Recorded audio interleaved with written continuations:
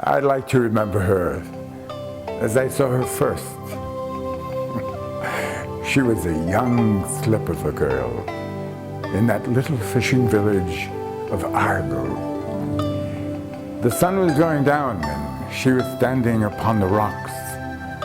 Her long hair was streaming out behind her there like brown seaweed caught in the crest of a wave. And her great eyes, they were fixed on the outgoing tide. She was singing to it. She had a love for the sea that was surely strange. And her father, in his ancient Gaelic tongue, would say that from her birth, the great pulse of the sea had beat in the veins of her, and that she would know no rest or peace of soul away from it.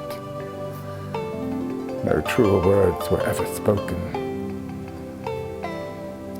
For love of me, she'd come out here to the far-flung prairies, not 1,000 miles from the nearest ocean bed. And in her years with me, she never uttered a word of it. But I knew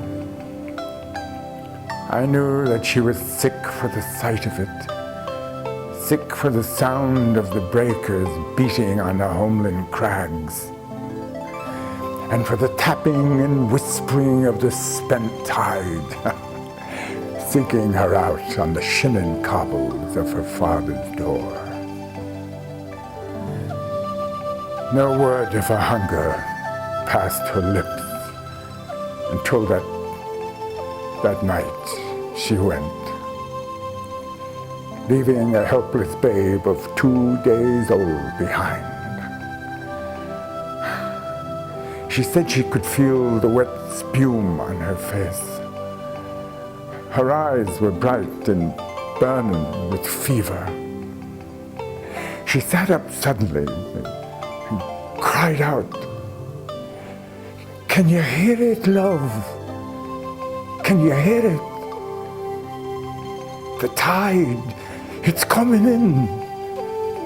The tide is coming in."